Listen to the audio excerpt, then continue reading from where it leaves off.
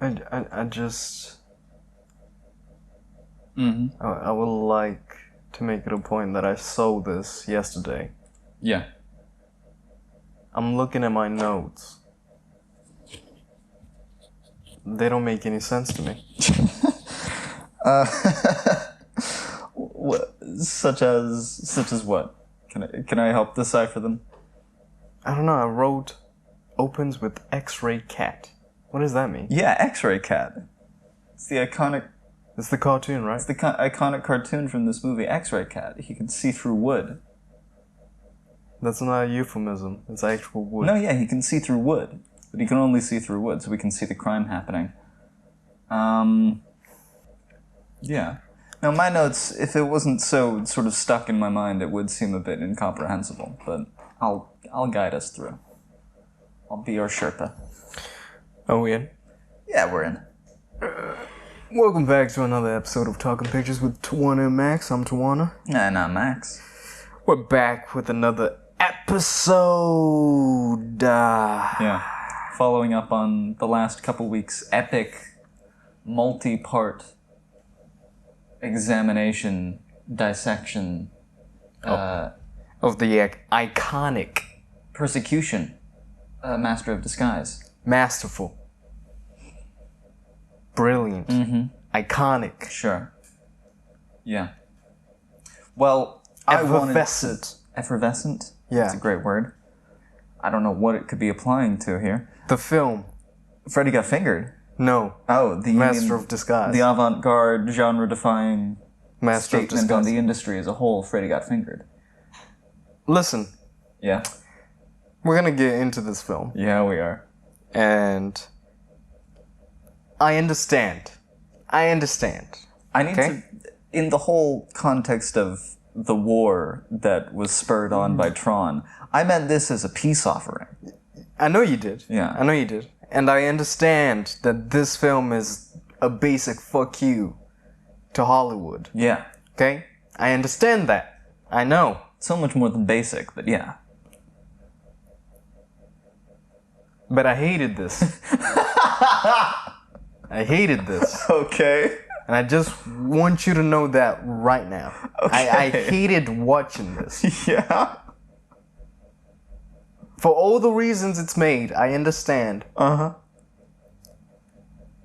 But the war goes on. I gave you a peace offering. This is not a peace offering. turned out a you peace were- offering is something I will enjoy. I did not enjoy this. I gave you a peanut butter and jelly sandwich, and it turned out you're allergic. I think as we go through this film, I really want to get into your own psychology of liking this film. Please, yeah. I can lay out my thesis at the top to sort of say why I love this movie. I love comedy. Yeah. I only laughed maybe one or two times, and we'll get to them. Really? Yeah. Yes. And I think all those times was Rip Torn as the dad. Huh. Sure. Interesting. I didn't laugh when... Actually, the girl. The Betty. Betty, yeah. Yeah. She's great. But Tom Green... Not once. I'm glad he doesn't do movies. I don't know if he still does, but... No, I mean, This is my never, first one I've ever seen. he never really wanted to do movies. That's why he made this movie. I don't know why they allowed him to do it. That's the whole point of the movie. I understand that. Mm-hmm. And I still hated it. Can I ask, did you watch any Tom Green stuff outside of this movie? No.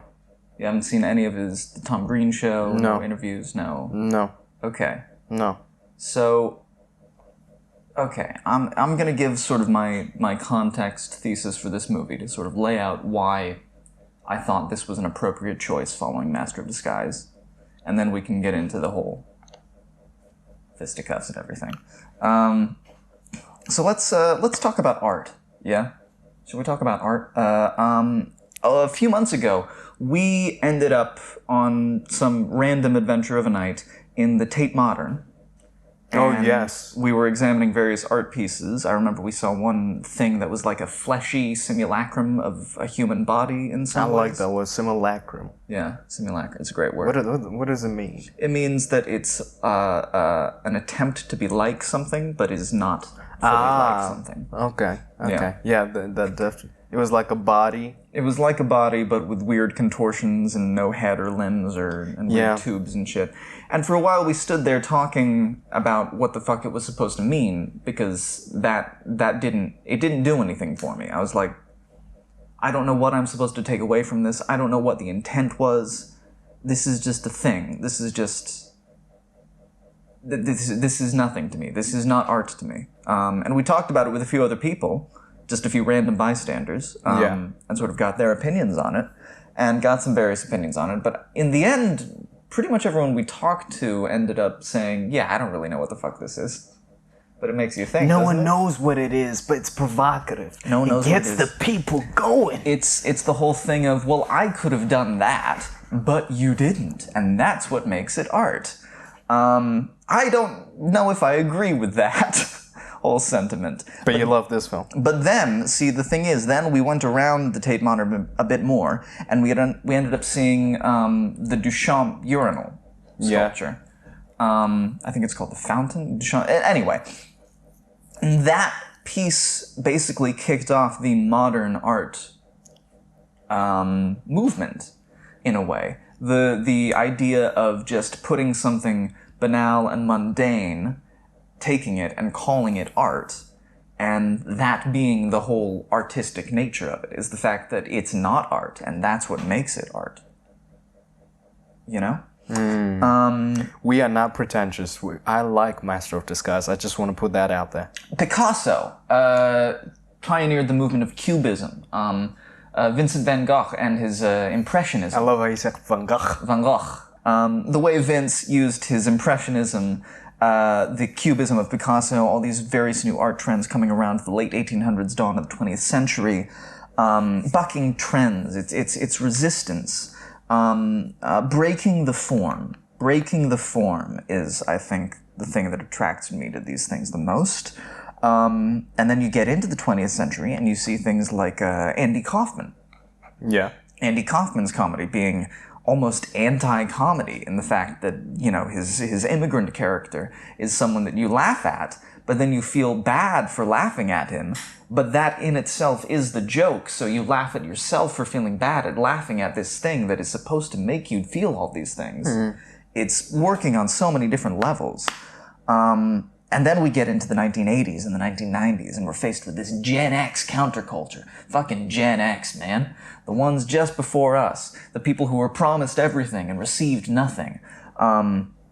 They were raised by the parents of the hippie movement, you know? All these people who were about the counterculture and about free love and caring and stopping war and all these things.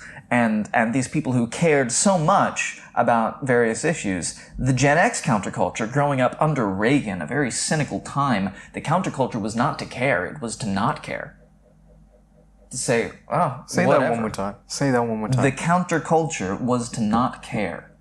After the hippie movement and the 1960s and all these various civil rights and social movements gaining force. What's the counterculture now? The counterculture now? Yeah. It's sort of what we talked about at the end of the last episode. It's this sort of desperate nihilism of spitting in the face of the people who are stepping on us.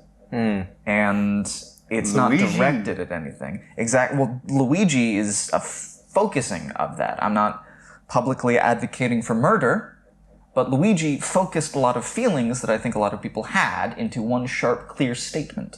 But various things like the Minecraft movie and kids throwing their shit all over the theater at Chicken Jockey is, it's just lashing out at the feeling of helplessness that everyone feels right now because of all these systems crushing us.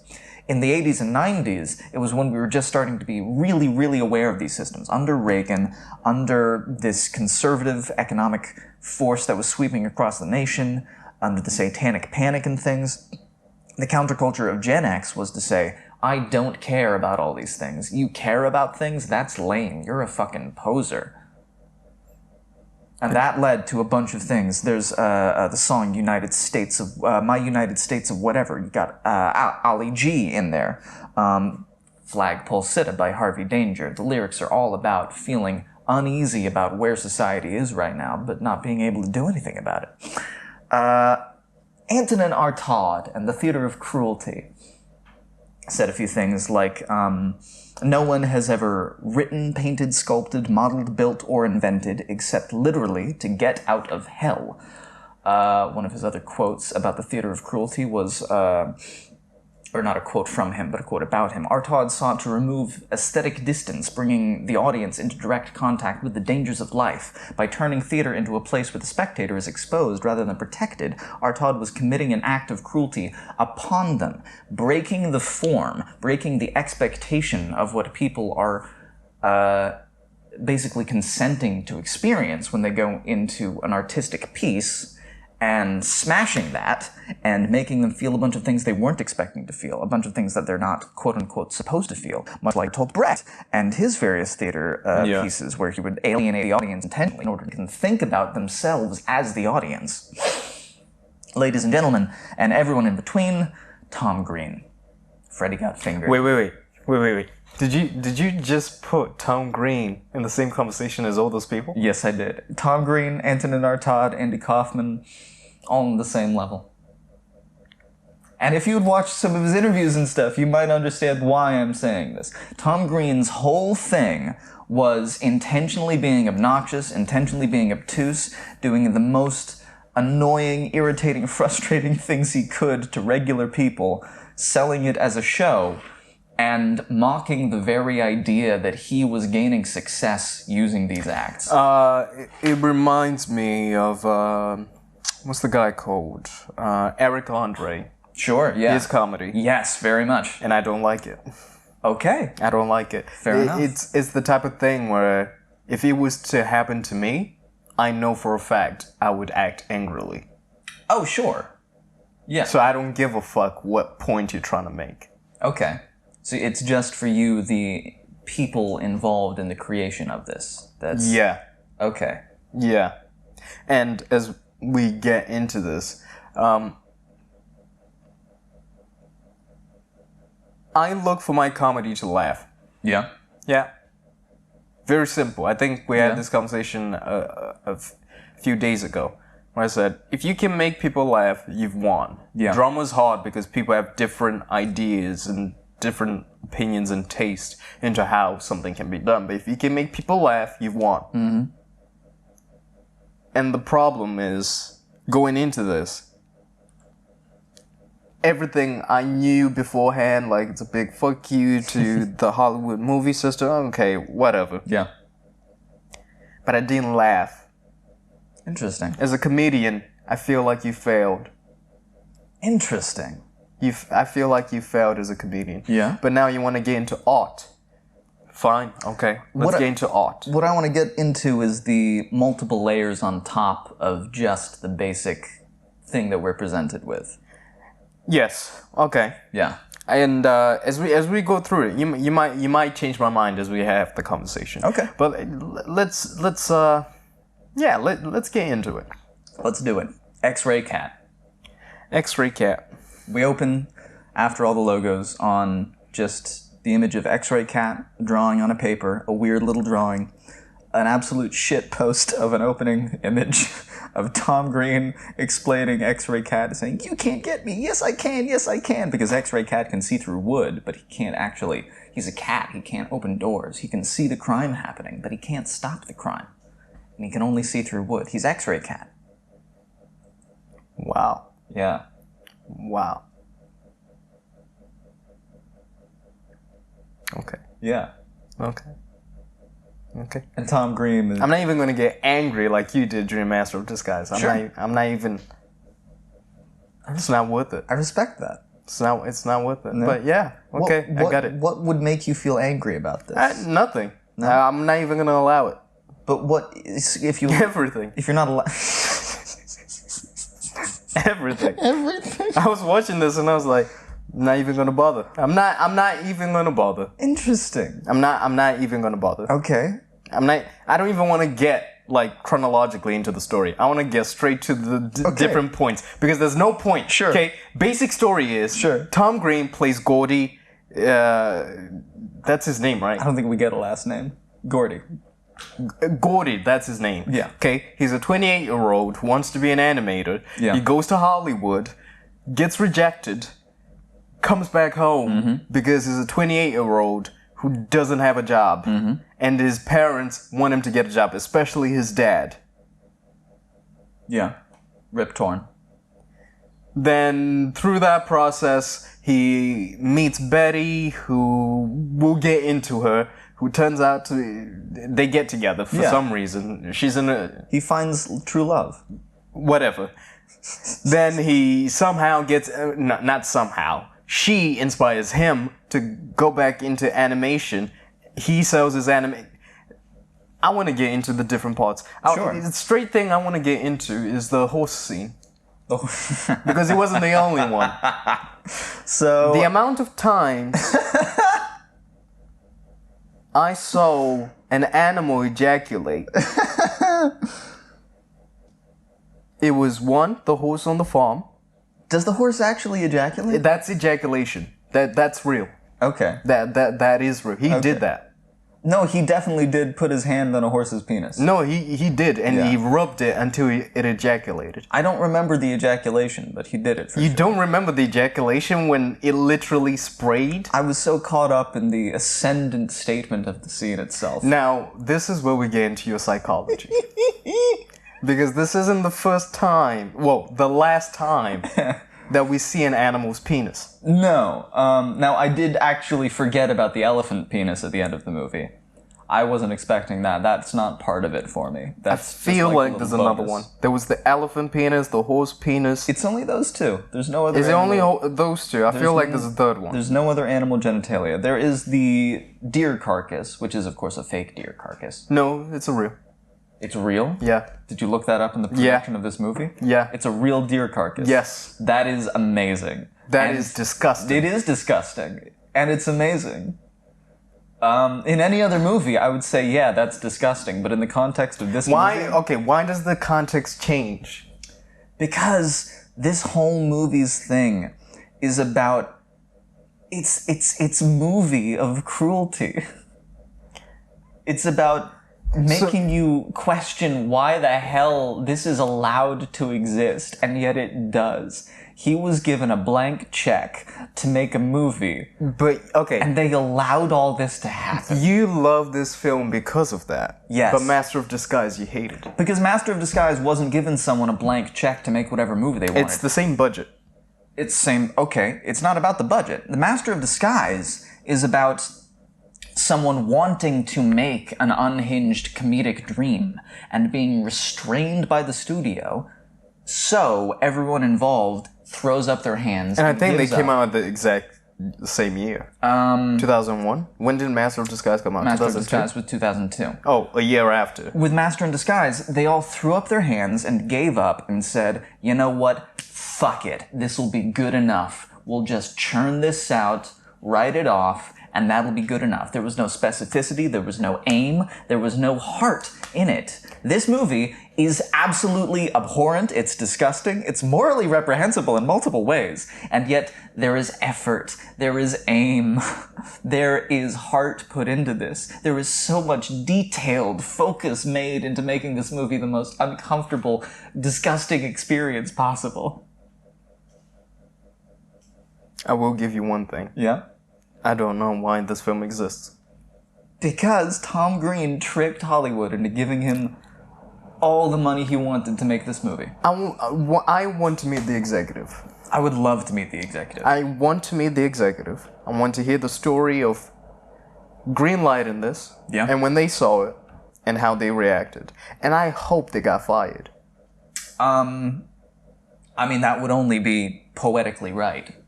Yeah. That would be... This is a fireable offense. Sure. Absolutely. I'm a football fan, Yeah. right? You've got managers, and sometimes a team plays so bad during the season, and there'll be that one game, and I'm a Manchester United fan, Yeah. and we've had many managers since Sir Alex left. But there's that one game in the season where you watch and you're like, yeah, you should get fired for that. Mm-hmm. This is a film where people should get fired for. Allowing this movie to be released under 20th Century Fox? For 14 million? Yeah. I need to check how much it made. I want to point out 14 million. Much like Master of Disguise, there are various things that were cut from this movie. In the credits, we see a brief clip of Tom Green and Rip Torn somewhere, and a building behind them explodes. So obviously that was a sequence that was cut entirely. I just want to make a point that Master of Disguise made way more money than this. And that is a crime. That is the exact I think point that says this movie everything. that is the exact point this movie is making about society, is that some piece of absolute shit phoned in can make twice as much money as something with this much heart. There's no heart in this. There's so much heart in this. Are you kidding? Are you telling me that the people who made this movie didn't care about what they were making? Please, no, I want to actually hear your thoughts about this. Is that how you feel? That they didn't care what they were making here? Okay, maybe they did care about what they were making. Yeah. I just don't care about what they were making. Okay. If you want to look at it, if that's what you constitute as having heart, okay, it has heart. Yeah. But I feel like if you're being given millions, 14 million to make something that's going to last forever, at least make it good. For somebody. For somebody. You might hate Master of Disguise. Yeah. But kids, I bet you more kids will love Master of Disguise. Because I loved it as a kid.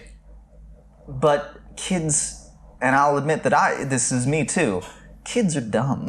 Yeah. I loved a lot of stupid shit. Yeah, but if you show a kid this, they're just gonna be like, what the fuck? This is not a kid's movie. I would not show It's not an adult movie because adults will be like, what the fuck? Yeah, but adults would be like, this is just content that you wouldn't show to a kid for fear of harming their psyche.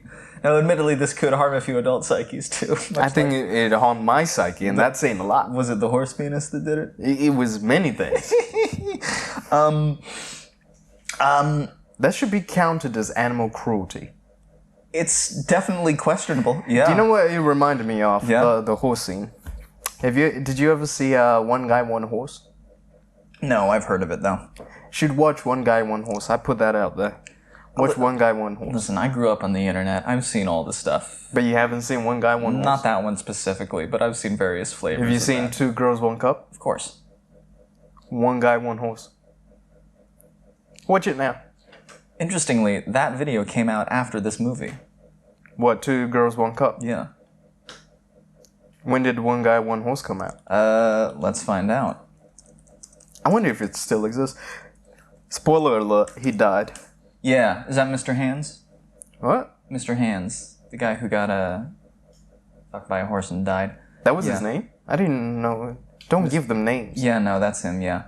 This is him. I don't even know why he was getting fucked by a horse. Because he was, into bestiality. He was Oh, was he? quite mentally ill, and he wanted to be fucked by a horse. Oh, okay. Okay. That came out in 2007, from what I'm reading. Oh, wow. Yeah, Wow. far after this movie. Okay. Maybe he was inspired. I blame Tom Green. Tom Green killed Mr. Hands. If you wanted, sure. Yeah, Tom Sure. Green killed Mr. Hands. Mr. Hands saw this film and said, I want that. You said that at least if you're gonna make a movie, make it good for somebody. Yeah. This movie is great for me. This movie is so And good at what it's again, doing. that goes back to your psychology. Sure. Because But I don't think I'm alone. I think I'm weird, but I don't think I'm alone in this mindset. I need to talk to everyone who loves this film. Yeah. Because I personally feel like it's a shit show. Okay. It's a shit show. I don't know if that's Tom Green as himself or if that was his performance. No, he's playing a specific character. Is he? Yeah. Or if he was on coke. No, he's playing a specific character. Was he? Did he ever have drug problems? As far as I know, he hasn't, no. Okay. Okay. So that was his, because Gordy clearly has problems. Gordy is a very manic, neurotic, weird person. Problems beyond belief. And there's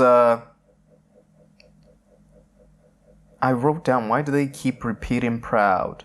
Proud, because that's... Okay. Okay, do you want... So, this movie is... It's doing multiple things at once. Tell me the multiple things it's doing. So, with the proud thing, this movie is being a parody of Hollywood script writing tropes.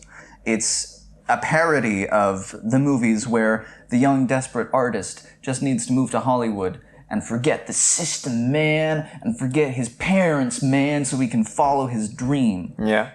But he wants to make his dad proud. Imagine like a musical biopic. You know, like Bohemian Rhapsody or something like that. Where it's all these... It's not really realistic, and it's not necessarily the true story of these people, but they take these bullet points in someone's actual history, and they distill them into these easily digestible screenwriting tropes. So that an audience can know, like, oh, and this is the point where I'm supposed to feel sad, because he's all sad, because he has to do something that he doesn't like to do for responsibility's sake or something like that. The whole proud, I'm gonna make you proud, daddy. You're gonna make me proud, son, proud. That whole repetition thing, that's just pointing out the ridiculous absurdity of the simplicity of this one trope that Hollywood scripts are trying to hammer into your head. The main theme of this movie is proud. Making someone proud. Oh, yeah, okay. Not the main theme of this movie, but the main theme of this movie that is a parody of itself and movies that it's talking about. Yeah. So it's a satire. Yes. Okay, right. So thinking about satires, right? Think about the Wayans Brothers and Scary Movie, for example. I would call those not satires, but parody. But yeah, I'll hear you out. Parody, or like Scream, for example. You know, where they have a commentary on the genre. Sure. The commentary in Hollywood, and maybe it's my own sort of like, maybe I'm biased and my knowledge isn't equipped enough to know the full history within Hollywood and Hollywood films. Yeah. But to look at it from, see, I said earlier we're not pretentious. Maybe we are. I'm a little bit pretentious, yeah. Yeah, maybe we are. But I feel like there are things that I'm pretentious about, and there are things I'm not pretentious about. Because some things I'm not knowledgeable enough to be pretentious about it. So I'm willing to accept. I don't have that enough knowledge in that field to even talk to somebody about it. I'm just there to listen. With this, with everything you just said, with that one moment saying proud, playing on the Hollywood trope. I understand the Hollywood trope. Yeah. I understood it in the film. That moment, I was just annoyed. What annoyed you about it? The nonsense. See, I haven't seen this film before. Okay. This is early on in the film. Sure. So I'm thinking, what is this? And why do they keep repeating proud? Yeah. And this is before he's gone to Hollywood. Yeah. He's crossing the threshold. It's the hero's journey. Which isn't much, because he fails. Comes back. Yeah, that's part of the hero's journey. Comes back. Yeah. Goes back. Yeah. Gets the money. Spends it all. He has a crisis of faith, moment of clarity, and then he achieves his dream. But so at the same time as highlighting the absurdity of the hero's journey, it's also undercutting the hero's journey and following these scenes to the logical conclusion of them, like you got to get inside these animals, or like maybe you should, eat food and play music while you're drawing. It's They set up this trope of the easily solvable problem. Just think about it a different way, and then it switches to being this absurd avant-garde, in-your-face, disturbing comedy where the main character takes these things literally and creates things like the deer corpse or the sausage piano. Well, that goes back to the thing of like art. Yeah. Right?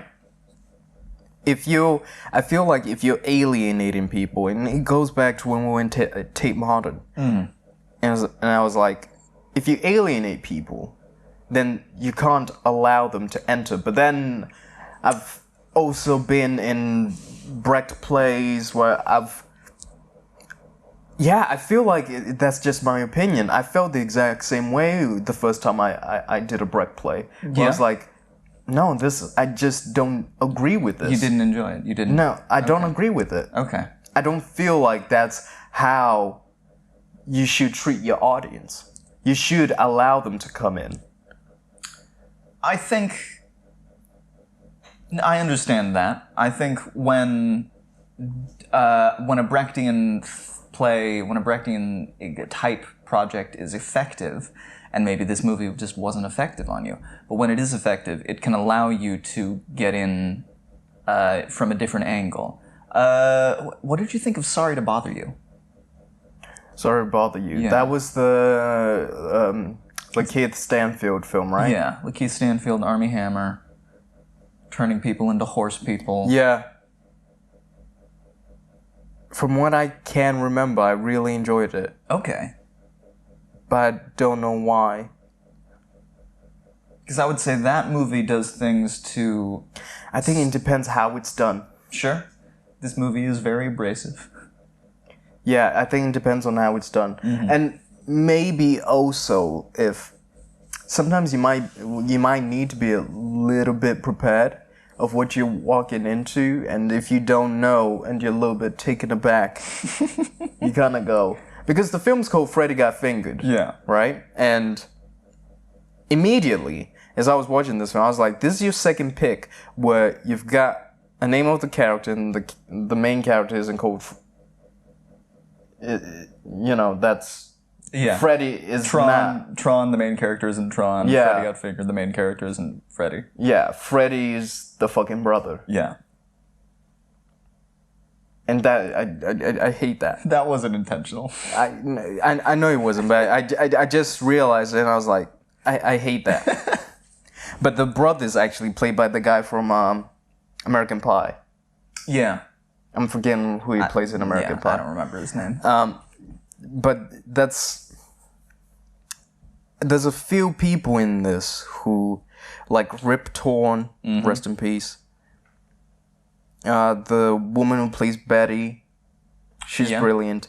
She's so good in this. The producer guy who's in Reacher, the current season of Reacher. Anthony Michael Hall. He's fantastic. Yeah. Drew Barrymore shows up, and I found out that she was with Tom Green, which made me question Drew Barrymore of why she was with this guy. They were married, yeah. Yeah, I think that it says more about Drew Barrymore than it says about Tom Green. I think it says a lot about Tom Green. No. Yeah. But there's another part. So when he goes to he arrives to Hollywood. I wrote honky tonk music when during the erection scene of the horse. Yeah, farmer music. Look at me, Daddy, I'm a farmer. Yeah. Are you still recording? Yeah. Are you? I'll edit the sound and breaks out and stuff, but... Yeah. No, I'm just... I was gonna go into the Hollywood part, when he arrives in Hollywood. Yeah. And I really got into the soundtrack. The soundtrack to this movie is awesome. Yes.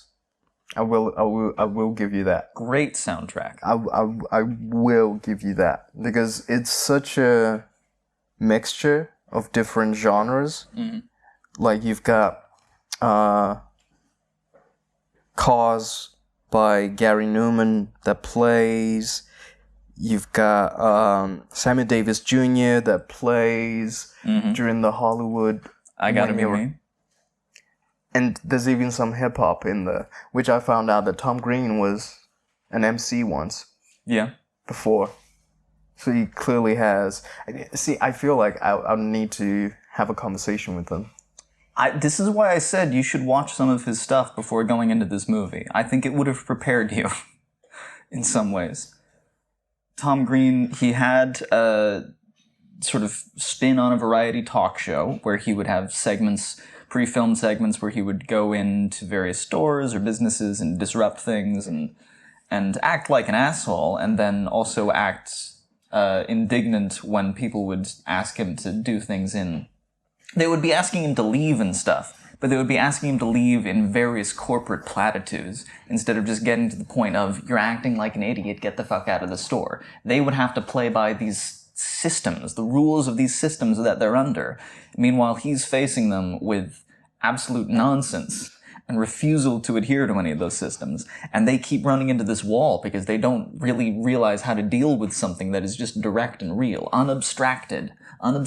You always hear me talk about abstraction and how the internet is fucking people up. It's about removing ourselves, our own experiences from reality. Now, I'm talking very big, and I'm sure that I sound extremely pretentious talking about all these things in relation to Freddy Got Fucking Fingered. You do. Yeah, but it makes me think about things in these ways, and that's what good art does. Master of Disguise doesn't do anything but make me think I'm cynical and I hate the industry. This movie gives me hope that weird, abrasive, counterculture people can succeed and exist within the industry. See, I feel... I know I said Eric Andre. Yeah. And it would be interesting because I haven't seen... I think he's done films. He's been in a few acting roles. He's been in a few his... movies. Oh, his own movies? Yeah, his own movies. Okay.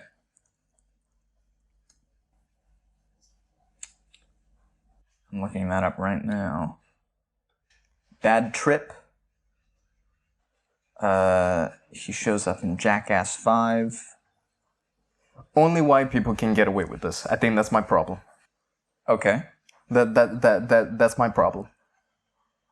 Only a white person would be allowed to have a budget of $14 million, make a film like this, and still be okay. Well, I mean, speaking of Eric Andre, I mean... But that's it. Who else? Not many people. And Jackass isn't his. No, I know. Jackass is a bunch of white dudes. Yeah. I wouldn't put Jackass in the same category as this movie. Jackass... Yeah, but it's a completely different thing. Yeah, it's more like a freak show than an artistic statement. I mean, I can't... I hear what you're saying. I can't think of many other people than Tom Green who do stuff like this. Said Andy Kaufman? Andy Kaufman back in the day, yeah. Yeah. Maybe Nathan Fielder right now. Different. Nathan Fielder is sort of he is elevated above this movie, I think. See, Nathan Fielder, yes. Yeah. Yes. Yeah. Because he's not doing it in a way that's sort of... I was about to say... When I say alien, let me be specific when I say alienate the audience. Here's the difference. With Nathan Fielder, you watch him, and he's making a commentary about something. But as an audience member, you don't feel, to simplify it, grossed out. You don't feel as if... Sometimes he has done that. When he did, like, poop-flavored frozen yogurt. Yes, okay. But I see what you're saying. Usually he is higher brow than this movie. Yes. He's never shown a horsecock on camera. No, he hasn't. But it's like, for example... when he moves to Hollywood and he's working on the factory line, and then he decides to grab the salami, I'm guessing. Yeah, the big old sausage. Yeah, big old sausage, and he just starts screaming "ding dong" and just starts slapping it around in people's faces. Look at me, I'm a sexy boy. Ding dong. Says everything about your psychology, Max. Okay. Says everything about your psychology. So I need to clarify that when I find that scene funny, I don't find it funny because a guy is screaming ding dong over and over again. I find it funny because I am watching an entire movie that got made, greenlit, produced, released, where a man grabs a sausage and screams ding dong. It's the absurdity of the situation that both me and the movie have found ourselves in. I am watching a bunch of I'm at best extras. Yeah. At worst, actual people with jobs who work in a factory who are brought in for that scene, and all they have to do is have their fucking salami slapped in their face while some idiots shouting ding dong, and you're supposed to be told this is going to be high value art. The amount of times throughout this movie I look at Rip Torn and I think, what must he have thought about this movie? And he gives it his all. He fucking commits and he's so funny. He commits. It's him and what's his name? The guy from Reacher? Anthony Michael Hall. Anthony Michael Hall. Yeah. They know exactly what they're in. Betty's great, but she is completely removed from everything else. She finds Gordy weird, which makes me wonder why she's even with him. Does she find him weird? She doesn't get his idiosyncrasies. There are moments where she's like, what? Sure. But then there are moments when he doesn't get her, because she's like a manic... Because she's normal. She's a manic pixie dream girl trope. Yeah. The whole way she's like constantly giggling and flipping creamer cups and is immediately into him, and then he realizes that he's in over his head. Well, I sort of took that as... This is going to sound bad, so you can cut it out. Sure. I sort of took that as, a girl in a wheelchair who probably doesn't get much attention from guys because she's in a wheelchair and enjoys her rockets, but also has a freaky side towards her. Yeah. To me, I read that as playing on the manic pixie dream girl trope. I don't know the manic pixie dream girl trope. That's in a rom-com, in some coming-of-age thing, in various movies, where the main character meets a woman who is quirky and fun and lighthearted and very horny and into the main character for no good reason, seemingly. It's the trope of the magical girlfriend that seems like a great time and is fun, but then various movies take a look at that trope and say, oh no, if you actually look at these people, this would be hell. The movie 500 Days of Summer plays on that. The movie, Didn't watch that. I don't like rom-coms. Well, see, these are deconstructionist rom-coms. Scott Pilgrim vs. the World plays on the manic pixie dream girl trope. When I saw it, I didn't like it. Understandable, but for various reasons. But the point is that this trope that she represents is not good. It's not good to present characters as flat and boring as this without anything behind it. And this movie takes these idiosyncrasies she has to logical conclusions. And then also the thing about her being in a wheelchair, and how it's presented as this huge problem for the main character all of a sudden. But it's not.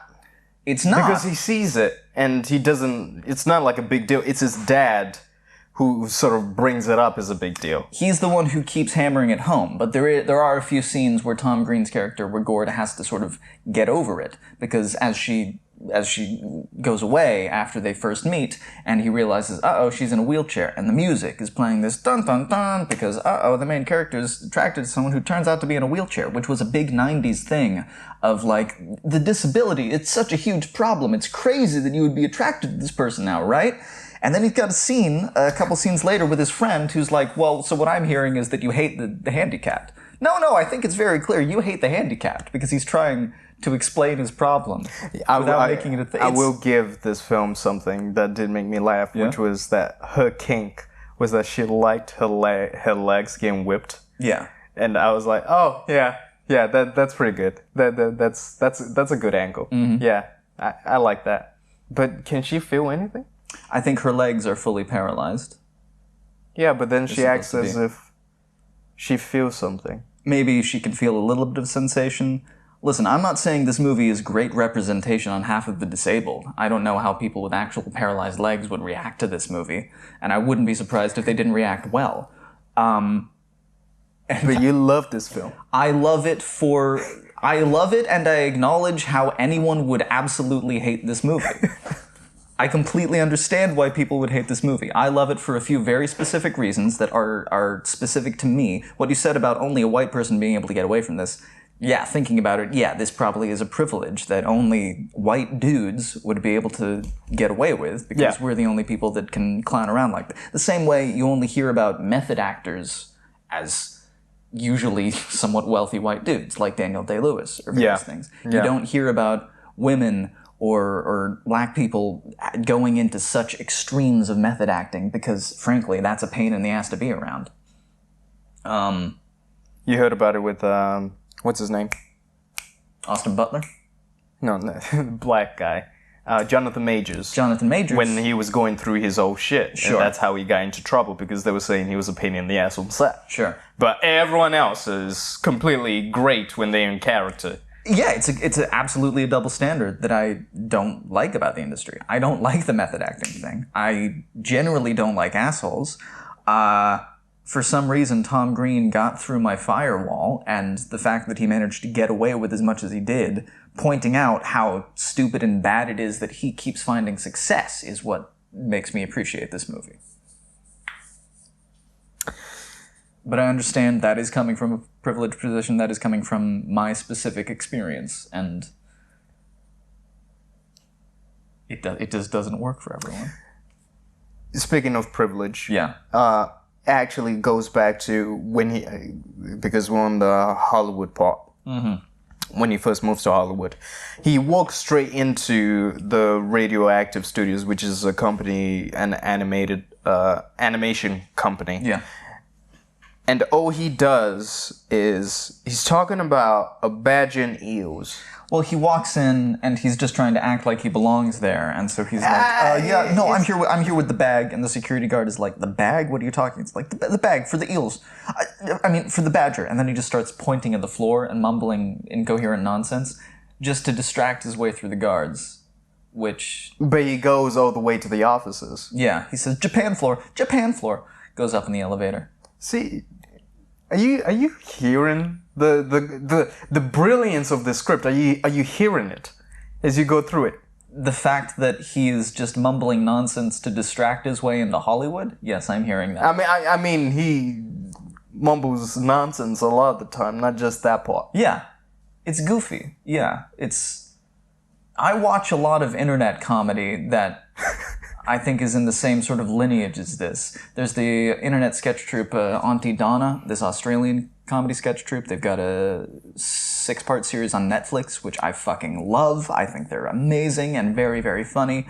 A ton of different YouTube channels and internet comedians, improv comedians, sketch comedy that is in this same vein of incoherent nonsense. Even if you go back to like the 80s or 90s with Stephen Fry and Hugh Laurie, a lot of their sketches are this sort of ridiculous, absurd, laughing in the face of the form that they're supposed to be working within.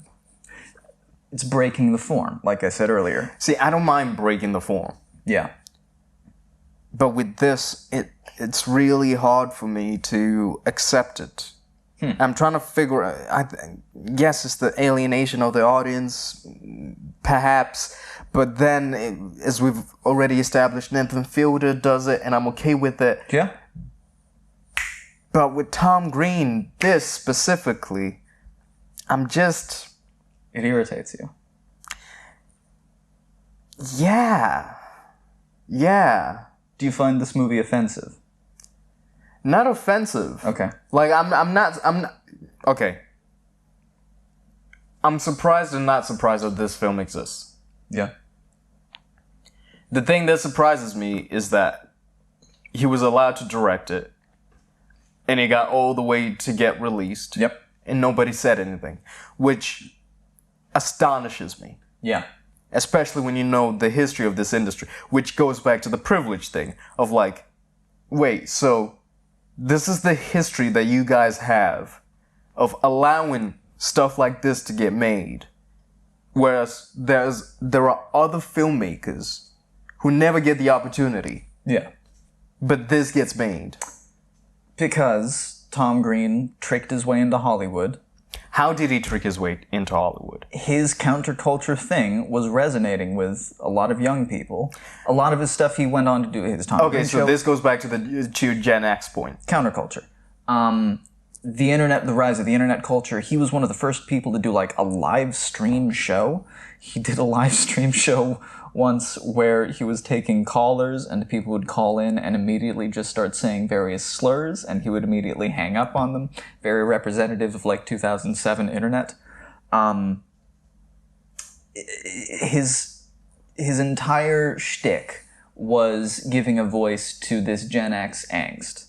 that was obnoxious and didn't exactly know where to lash out to, so it was lashing out in a bunch of different ways. And I think Hollywood saw that, realized that he developed an audience, and just completely did not understand why or what that audience was.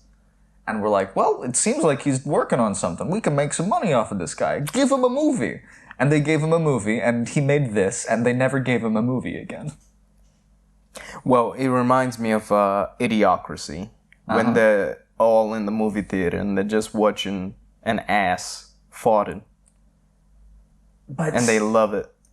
But you could call that art too. But no. Because it's subverting expectations. Because there is breaking the form. There is intent behind things. Master of Disguise, I do find it to be like that, where it's just an ass on the screen farting. It's literally Brent Spiner just having fart jokes consistently through the movie, and that is somehow the funniest thing of it. There is no intent beyond laugh, you filthy peasants. This movie is asking you to laugh at yourself for watching it.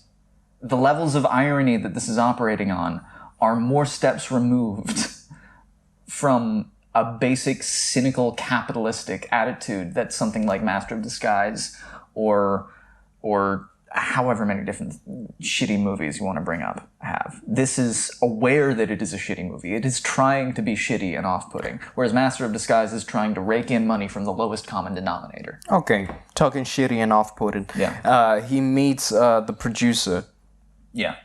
And David Davidson. David Davidson, what a name. And he says, they're not good enough. You need to spend time away, forget the job, forget all of that. Just work for years and years and years and years and years. Weeks and weeks and weeks and months and months and months and years and years and years. And then, maybe then, if you haven't succeeded, then blow your brains out. And then he goes over and puts himself inside a carcass of a deer. Well, because the executive says, Dave Davidson says that he needs to get inside these animals after Tom Green has taken advice way too literally and dressed up as a police officer, a British Bobby, to get a minute of the studio executive's time, and he is waving the fake gun that he's got with his costume around and sticks it in his mouth, and the executive's like, don't blow your brains out yet, try for years and years and years, and if you fail then you can kill yourself, which I think is a great comment on Hollywood in general. And then he says you got to get inside these animals, get inside these characters to figure out what makes them tick. And again, he takes it too literally. That's one. I think this is the first time he takes it too. You start to see that he takes things literally. Yeah, this is one of the most clear examples of it, where he takes it way too literally. He's driving back home. He sees a deer on the side of the road. He cuts it open, gets inside its carcass, and then gets hit by a truck. Which is a real carcass. How did he survive? Doesn't matter. By the truck? Yeah, doesn't matter. You're thinking way too hard about it. He literally says after he gets hit by the truck, he gets up, wipes himself off, and says, I didn't expect that to happen.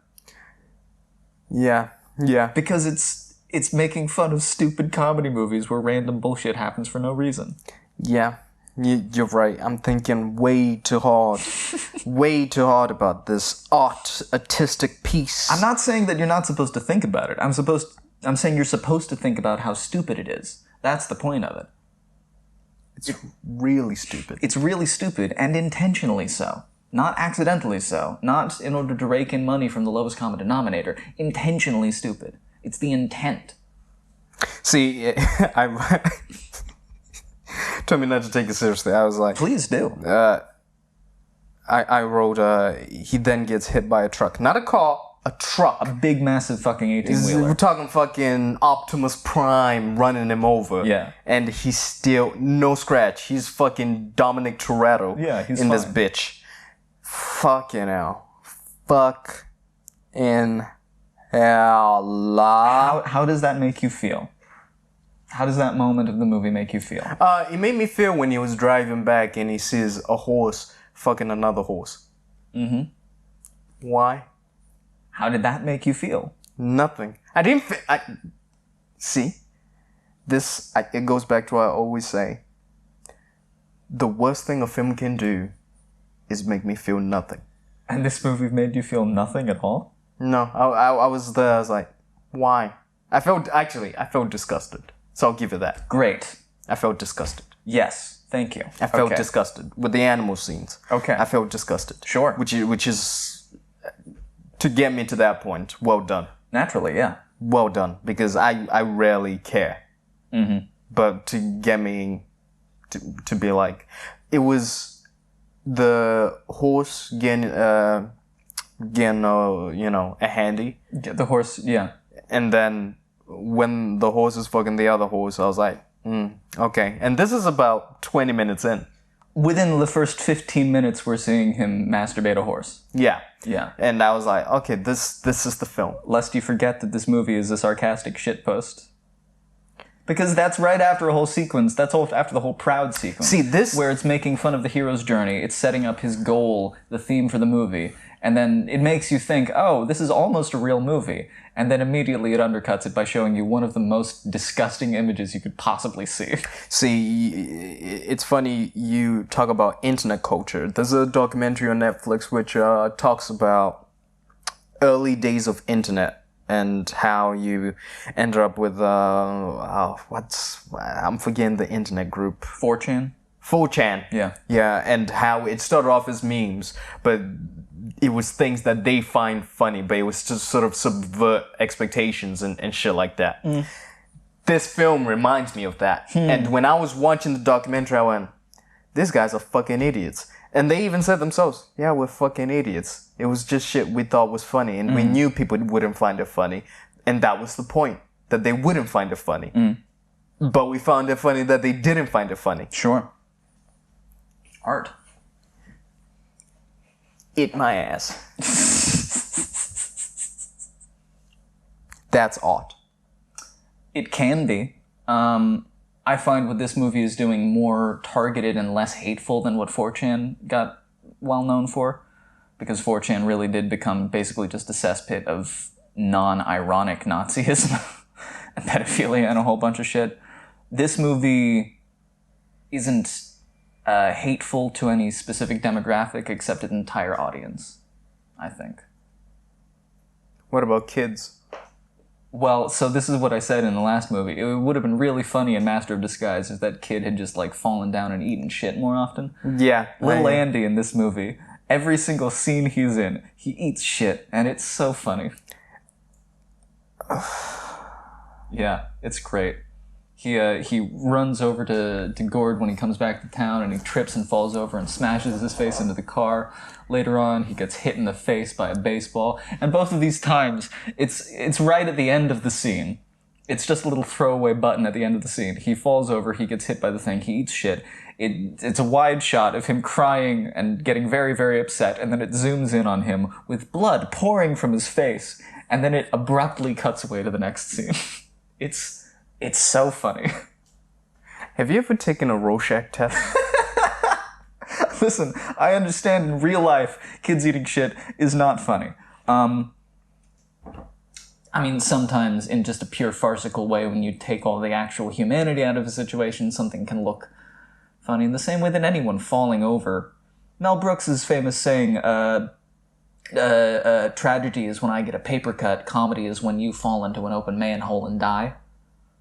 I think that's a really accurate outlook on a lot of comedy, and this is sort of distilling that. We're not supposed to laugh at kids getting hit. We're not used to seeing kids getting brutally injured in a movie and it not having any consequence. So this movie just throws it out a few times to just, yeah, give you a little taste of something you're not used to. Because it's not a real kid getting actually hurt. Rorschach test, bro. Listen, I understand that it's dark, and I completely understand why someone would not find it funny. I find it hilarious. At the end of the movie, he runs into a plane propeller and gets chopped the fuck up, but then off screen, he says the lines, "I'm okay, Daddy, it's fine." I think they added that because it was a little bit too far. I'm sure that was a studio note. Yeah. And it would have been much funnier if he didn't have that line, if he just died right then and there. Rorschach test, bro. I'd be glad to take one someday. Rorschach test. I'm just putting it out there. Do you not see what I'm saying at all? About how No, but I understand why you guys have school shooters in your country. So you've never seen a kid fall over and found it funny? No. Never once? No. I've never laughed at that. Interesting. I don't know how many times I've seen that, but I've never laughed at that. Huh. But this is different because there's literally blood. Because it's so graphic, yeah. And that's the point, is that it's so graphic. And that's the thing. You find it more funny how graphic it is. Whereas I find it less funny how graphic it is. But if this were in a completely different movie, if this were in a drama or something, and this was happening to a kid, then it wouldn't happen. I wouldn't call this a comedy. I don't know what this is, but it's not a comedy. It is a comedy. I don't think we can call it anything but a comedy. It is... Maybe it wants to be. It's a satirical comedy. Okay. But various movies where it's not a comedy and the context isn't right. The movie Speak No Evil, which they recently did like an American remake of with James... McAvoy? Yeah, McAvoy. I saw the original Danish version of it. Fucking hate that movie. Resent that movie on so many levels. That movie makes me feel angry more than Master of Disguise. Master of Disguise, I'm semi-playing into it because I'm trying to take it seriously for the purposes of looking at how a movie exists in a vacuum. That movie, Speak No Evil, the original, makes me feel fucking angry. And we see bad things happen to kids on screen. They fucking show it. And the way that it's presented makes me feel angry and resentful at the movie for making me see that. Because it's not treating it as funny. It's not treating it as something taboo that it's being cheeky by showing you. It's trying to make you feel bad by showing you something that, of course, is going to make you feel bad. Is it not a horror? I thought... It is a horror movie, but it's a horror movie that disgusts me. On multiple levels. And not in the way that it's... I mean, maybe in the way that it's trying to, but not in a way that I look for from horror movies.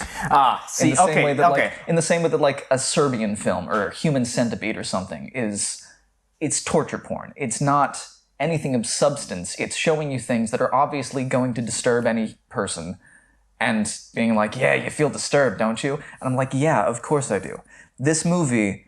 showing the kid eating shit, showing the graphic nature of his injuries. He's got black eyes in scenes following these things. The context of the setup of how ridiculous it is that that happens so abruptly in this movie and then is never addressed again. It's removing that from... God, I don't really know how to articulate this well. But it removes it from a context where I would feel... the natural course, because this movie isn't sincere. This movie isn't sincere, it isn't genuine. Everything it's trying to make me feel, it's trying to make me feel for the purposes of another feeling it's trying to invoke. It's operating on various levels of irony, and that's what makes me laugh at the kid getting busted in the face and crying and immediately cutting away. Okay. Yeah. Does that make any sense at all? No, it makes sense. I'm just wondering. Taking Speak No Evil, for example, if it's a horror film and you're supposed to be disgusted by what happens to the kids, but you hate that they're invoking that emotion out of you. It feels cheap. It feels unearned. It feels, in the same way that, like I said, Human Centipede, later Saw movies where. Well, even the later Saw movies, I can give it leeway because that's what you're going into it for. You're going into it for the graphic torture porn. You're going into it with a context that makes it sort of okay, you know? Well, I've never seen Speak No Evil, so I have to ask, do they show kids getting killed? We don't see the kid getting killed. Spoilers for this movie. The original Speak No Evil. Fuck this movie. It's about these two people who... spend some time with a family that they meet on vacation. This family who live in the sort of middle of nowhere, in the countryside, and I think it's Danish. And they've slowly realized that these people that they're spending time with kidnap families, kidnap the children, kill the parents, sell the children off to immigrant people who then sell the kids into sex slavery thing. It's a very xenophobic, very right-wing, gross movie. We see the little girl's tongue get cut out on screen while the parents sit there and do nothing, because the whole point of the movie is, why did you do all this to us? And the bad guys say, because you let us. But it's setting these things up in order to get it to a point, to get to their main point that they're trying to make, which I didn't find believable, I didn't find... appropriate. I found it very offensive. Okay. So we see graphic injury to the children in a way that isn't presented as anything other than intentionally disturbing, and I don't think they earned it. They didn't justify it in any story way. Okay. I got you. Interesting. I might need to check it out. Yeah, please do. I would watch it for this podcast because there are very few movies that genuinely make me feel disgusted like that. Yeah. And that is one of them. Right. Okay.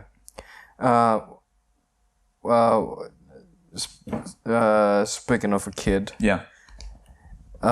disgusting, because there's a lot of disgusting things that happen in here. Yeah. Gordy's friend whilst making the skating ramp. Yeah. He's back home. He's rebelling against his dad, and he sets up a half pipe in his driveway, and they start skateboarding in the middle of the night. And he breaks his leg. Yeah, the bone's sticking right out. It's real gnarly. Yeah, that's not the disgusting thing. Yeah. The disgusting thing is when the parents come running out because he's crying. And you just see Gordy licking the bone. Yeah, Rip Torn pops out and says, "You're making too much noise." He also says a slur. This movie's got various slurs in it that don't age well. I don't stand by that necessarily. He chucks the skateboard onto Gord's friend's right on his leg, which is just funny. Great aim. He comes out, tries to get him out of there, and then, yeah, Gord starts licking the broken, severed bone. That made me laugh.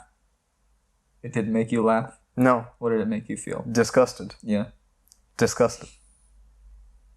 Not the bone, but him licking it. Yeah, the licking, yeah. I think this is white boy humor, yo. Maybe. I think this is white boy humor. Is Eric Andre mixed race? Yeah, he's black and Jewish. It's the white in him that allows him to do stuff like that. Not many black people do stuff like this. Interesting. Hannibal Buress was on the Eric Andre show for a long time, and he participated very, very willingly in a bunch of these things. Did he? Yeah. What did he do? I mean, he went along with all the shtick. He did. Yeah, his but own what did he shtick. do specifically? I mean, they did shit like sticking their junk in various people's coffee cups and flying nude people in and having a lot of nudity. A lot of questionable stuff. Like, if I was a guest on that show and I didn't know what it was going into it, I would probably be upset afterwards. Yeah. How would you feel if someone stuck their junk in your coffee cup? Because you love your coffee. Yeah, no, I wouldn't be okay with it. Would you laugh when they told you, "Oh, we're just doing this for this film or TV show we're doing. It's to subvert the audience, throw them off the hook"? You know, if I then saw it and it was as well executed as the Eric Andre show, I might laugh. What about in the moment? No, in the moment I probably wouldn't. But I mean, that's part of the art. Interesting. I'm not saying it's always okay. I mean, we were talking yesterday about John Barrowman from Arrow and Doctor Who. Yeah. And how he Oh, yes. did pranks like that where he would take his junk out and stick his dick on people's shoulders and stuff. And, White boy humor. That's white boy humor. But see, he's not doing it for any greater purpose. And I'm not even saying it doing it for a show makes it okay. But doing it that's for a what you're saying. show, doing it for a show gives it an extra layer that you can examine afterwards, as opposed to just someone being a jackass in the moment. What you're saying is that it legitimizes putting your junk in someone's coffee cup. It maybe doesn't legitimize it, but it gives it some artistic value. And I'm not saying I like that it gives it some artistic So value. let me ask you. Sure. I write something. Yeah. And I say, "Max, what you're gonna have to do, we're gonna shoot this thing. You're gonna have to go into the Starbucks, and I just want you to go around every single person in the Starbucks, just open their coffee cup, and just dump your junk in there, and give them a straight face when they say, 'What the fuck?'" Mm-hmm. Well, that would hurt after a couple cups. It would be very scalding hot. And listen, I'll admit, that kind of thing, it's not something that I would do. That's not something that I would do. I wouldn't make that kind of thing. I would make things subversive in different ways because we're talking about my psychology. I have a pathological need to buck against the form. I hate doing things the way they're supposed to be done. I hate doing things that people tell me to do. It is a very pathological thing, and I don't know why I have it, but I recognize that it is true. But I wouldn't do something like that. And I'll be honest, the junk stuff that Eric Andre does on his show, I think that's a bit far. Sticking your own genitals into someone else's personal space, yeah, that's not one of my favorite things about that show. I like a lot of other things about that show. I like about this movie that it doesn't quite go that far. I don't know how to feel about the horse's cock in our faces, other than, Jesus, I didn't expect to see that in this movie. I didn't expect to see that in any film. No. I don't think I've ever seen that. Exactly. That says a lot. When do you see that in a movie? That says a lot. Right? Yeah. Because I've got a lot of shit in my head, and that was the first. I'm not saying this movie isn't morally bad in multiple ways, but I am glad that it exists. It basically appeals to that part of you that's got the fuck you to society. Sure. The nihilist in you, it appeals to. Which is weird because the nihilist in me didn't.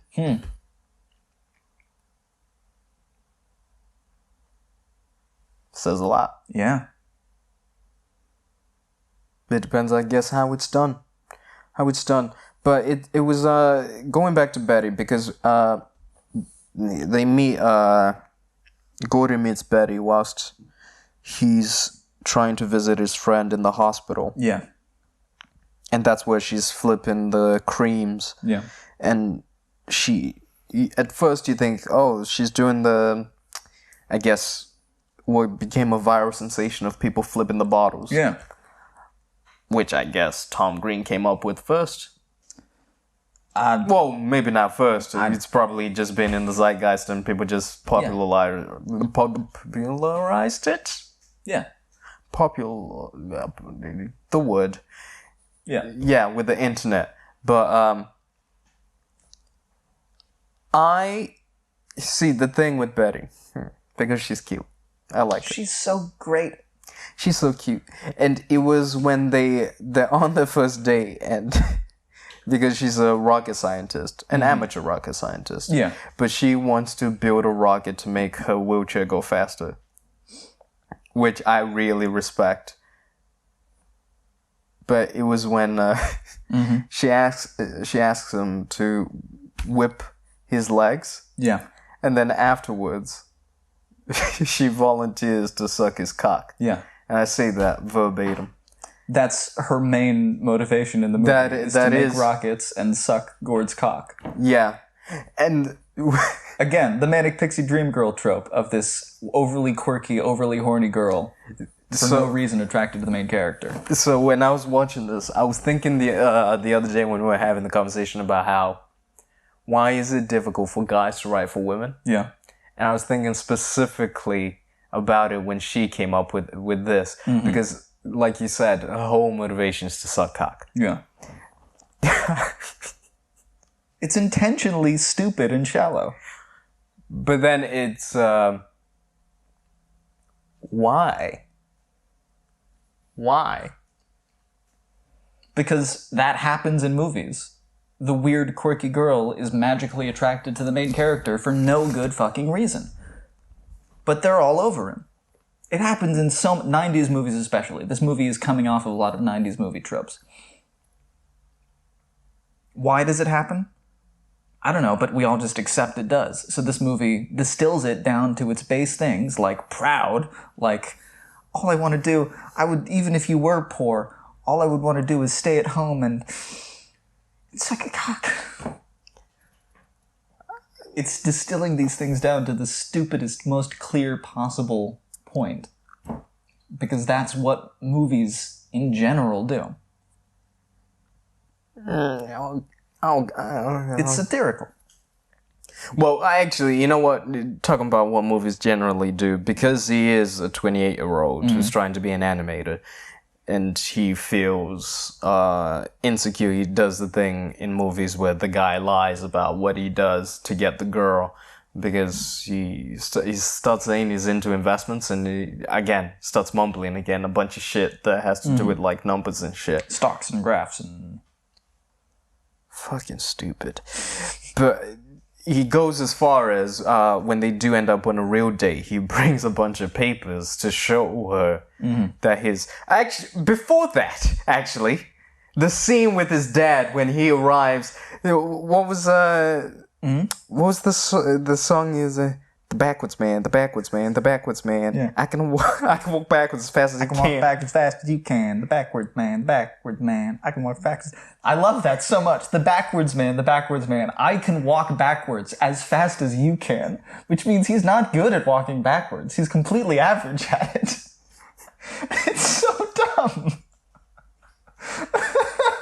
This movie cost like $14 million.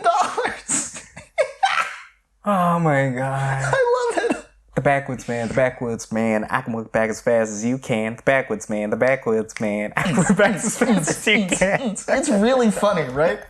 It's very stupid, but really funny in how stupid it is. Oh, I give up. Yeah, I'll give it. Yeah. That was funny. That was funny. Great. That was funny because you see him in the bedroom, and he's even got the suit. It's on backwards. It's on backwards. He's the backwards man. And you just see him in the mirror just going, the backwards man, the backwards man. I can walk back as fast as you can. Backwards man, the backwards man. I can walk back as fast as you can. He's just moving in the room going back as the backwards man, the backwards man. I can walk back as fast as you can. And his dad arrives. Yeah. He just sees him. It's like, what the fuck? What are you doing? He got a job. Yeah, he got a job, and he wants to wear that suit until he can have enough money. And the dad's like, of which they're not the same size. No, So- Rip Torn is a shorter, smaller man than him. Yeah, so it's the wrong suit he's wearing. But it's symbolic of how, in all those coming-of-age movies. And the dad's like, you got a job? I'll give you the suit. I'll give you the car. You make me proud, son. Oh my god. And that's what he's trying to do. He's trying to make his dad proud. But he's not. He's stealing the suit so he can pretend to be a highfalutin stock market guy. Oh my god, I forgot as well. Yeah. Before that, going back Yeah. to the hospital. Yeah. The baby? The baby. The baby. The baby. This is where his friend is saying, I think it's clear that you just hate the handicapped. Which... During the scene, I was like, why is the pregnant woman in the same room as all these people? Yeah. And it was the purpose of this scene because she starts contracting, starts giving birth. She's in labor. And again, in an attempt to remind you that this movie should not exist, it presents you with one of the most disgusting things you can see, where Tom Green puts on a lab coat and a stethoscope, screams into the stethoscope, deafens himself, reaches into her, pulls the baby out, it's not crying, and so he spins it around, flinging blood all Using over the room. umbilical cord, by the way. Yeah. Bites the umbilical cord with his teeth, Yes. spins it around, flinging blood all over the room, and then the baby's happy. It's fine. The baby's okay. Gives it to the mom, and she's all happy. Everyone's looking at it like, oh, and they got blood all over them. The other ladies in the room bring out these like tambourines and drums and start doing a little drum circle, sort of, chanting to keep the lady calm while she's giving birth. The backwards man, the backwards man. I can walk back as fast as you can. The backwards man, the backwards man. I can walk back as fast as you can. Yeah, that's fucking disgusting. Yeah, it's really disturbing, Fucking right? disgusting. Many times. See, that's what I'll remember this film as. Yeah. Disgusting. If I hate someone, I'll make them watch this film, which is why the war carries on. Okay. But it oh god. So the original point was the first actual date. Yeah. Because he's lied about having a real job. Yep. And he shows up and he's got this I guess, what would you call it? An answering machine? Yeah, he brings like a tape recorder answering machine along, and he takes just the phone from his home phone with him to fake a phone call that he's getting during the dinner, so that he can talk with, his stock market finance people. And act like a big during boss. this scene, you've got his dad and his mom on a date, celebrating that Gordy has a job. Yeah. And the kid with his dad in the same restaurant. they're all together, and immediately I know something's gonna happen to the kid because he's in this space, so they're gonna use him in some fashion. What did they do to him in this scene? I'm not sure anything actually happens to the kid in this scene. He was just there and he was fine. Yeah, they're just at the restaurant. They have a weird little interaction with Rip Torn. It says Rip Torn is going to the bathroom, which is after he says, "I need to spill some urine. Where can I do that?" The waiter says, "Oh, it's just over there." And he says, "Well, thank you very, very, very much," in a weird fake British accent for no reason. Again, a lot of Rip Torn's role in this movie is, look at us. We got very serious actor Rip Torn to do all this stupid bullshit that you would never imagine him doing. How's that for a movie? I'm surprised they didn't do anything with the kid in the restaurant. Yeah. Maybe it was cut. Probably, yeah. Because why is the kid there?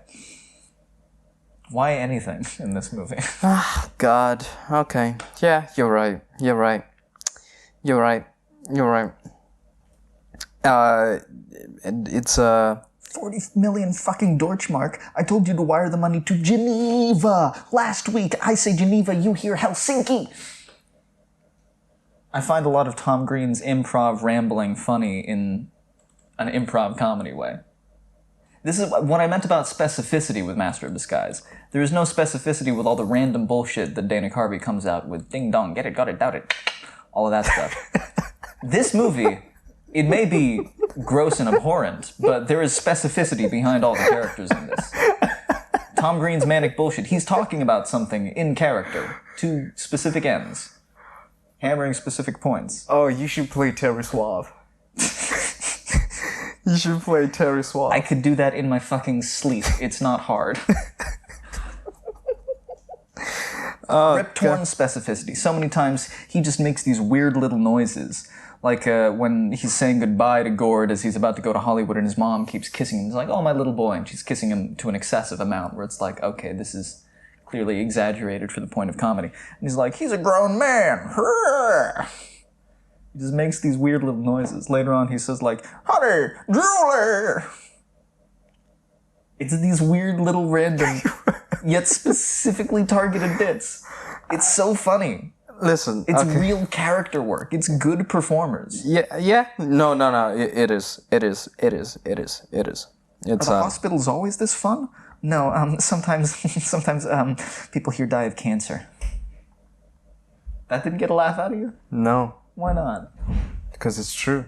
It is true, but it's her attitude while saying it. It's the dissonance. Her delivery is so good. The dinner scene. The dinner scene, because this is when the dad finds Gordy and realizes that he lied about having a job, but then meets Betty for the first time. Mm-hmm. And she just... This was when it just... He let it rip. Yeah, he's a hateful character. Let it rip. Rip, let it rip. Called them some bad things. Called him some bad things. But it was... And I didn't quite catch this line. He said, if this were Pakistan, you would have been soiled soccer balls when you were 4 years old. Sewing soccer balls. You would have been sewing soccer balls Yeah. at 4 years old. Yeah. As he's storming out. What about it? No, I didn't know what he was saying because I was like, sold. Oh, okay, yeah. And I was like, sold? What you mean sold? Soiled? Sewing. So, Sewing soccer balls. That makes more sense. yeah. Okay, that makes more sense. Okay. Sewing soccer balls are 4 years old. Yeah. That's true. That's true. He's the American dad hard-boiled trope of, look at all this I give you, my son, and I just want you to be a man. Yeah, because they have the big fight, and the dad runs over the ramp, and that's when Gordy persuades his mom to run off and pursue her sexual urges. If I were you, I would go out and have sex with strange men, with basketball players, have sex with Greek And we'll come back to Greek that. men. We'll come back to that. Yeah. Come back to... I like that callback. Right? I like that callback. It's fun. Yeah. He's great in it. I like that callback because it was after this when the family goes to therapy, and Gordy accuses his dad of fingering Freddy. What does he say? Yeah, he gradually comes to the conclusion while coming up with this lie that he fingers him. He fingers Freddy. Which is the title of the film. Roll credits. Freddy Got Fingered. Nothing to do with any of the plot of this movie. Nope. But it's disturbing, isn't it? That your son would lie about you fingering your other son. Yeah. And you might get into trouble. And that plot point is the title of the whole movie. Yeah. Just think about that. Why do you think they chose to call the movie that? You tell me. It's not for no reason, I'll tell you that. Tell me. It's not for no reason. Teach me. Because it's trying to be disturbing. Because the whole movie is pointing out its own existence and how fucked up that is. This movie should never have been allowed to be made, but Hollywood is such a fucking corrupt, cynical industry that they saw this guy with his movement, his following, and they were like, yeah, let's let him make whatever. And they did. Okay. I think Tom Green would agree that this movie should not have been allowed to be made. Okay. He would absolutely agree with that. Okay. And that's why it exists. Okay. Freddy Got Fingered. Yeah. Yeah. Now that you say it, yeah. The title is disturbing. I'm not going to try to make you like this movie, but I'm going to try to make you... No, I understand it. Yeah. I understand it. Yeah, the title is disturbing once you know what the title means. Because it's got nothing to do with anything else, too. No. He says when the therapist is like, I'm going to have to report this, he says to his dad, you hear that, Dad? You're going to pay. He's a molester, a child molester. And then he just screams. He throws a bust of a statue out of the window. And then it cuts to the house and they abduct Freddy, this full-grown man who doesn't live at home. He lives in his own house. My dad doesn't finger me. Yeah. What's going on? And then they take him to the Institute for Sexually Molested Children, where he lives for the rest of his life, presumably. Which, this was interesting. Yeah? Because in the Institute, the kids are watching a very gory horror film on TV. What does that say about the psychology of those children? What's Tom Green trying to say? I don't know. It's fucked up, right? But then also, they're watching some old, like, Little Rascals-esque TV show. At least Freddy is on the couch. This is what I want to talk about, the filmmaking of this movie. Because this movie is competently made. No, it's not badly made. The direction, the cinematography, the editing, it's, like, well done. When we see inside the Institute for Sexually Molested Children, which, Jesus Christ, we get a tracking shot of a little girl running through a very dark hallway. She opens the door into this big, loud room, bright room with a bunch of kids throwing shit everywhere and being chaotic. And we follow her all the way through this chaos to land on Freddy sitting on the couch. It's like a great shot. It's well planned. Yeah. There's a Hitchcock pull in this movie when when Gord is sitting down at his desk to try to really draw and try to get something good out. And it's a big-ass Hitchcock pull, the zoom pull, where it zooms in as the camera pulls back and makes the background move in relation to the subject in the foreground, you know? Yeah. And it's so well done. No, it is. It is. No, it's not badly made at all. Imagine if he'd actually made a good film. Well, I think that he did make exactly what he wanted to make. There is clear effort behind every aspect of this movie. Do you disagree with that? Genuinely. There's effort. Yeah. No, I do not disagree with that. Okay. No, it's true. There is effort. I just don't appreciate where he put his energy. Sure. But I'll summarize my thoughts at the end. Yeah. It's when his dad gets drunk after Freddy's been taken away. Yeah. And he pulls his pants down and starts smacking his ass. After Gordy says, fuck you. He says, you, Dad. Fuck me, fuck you. Fuck me, fuck you. You wanna fuck me? You wanna fuck me? And he puts his pants down, starts smacking his ass. Yeah. Like, fuck me, fuck me, fuck me. And his wife comes down and sees it. And it was interesting how his wife sort of thought that her husband molested the kids. Yeah. As if, how would you not know? Do you not trust your husband? But that's okay. That's not fine. You walk into your husband's got his pants down and he's asking your son to fuck him.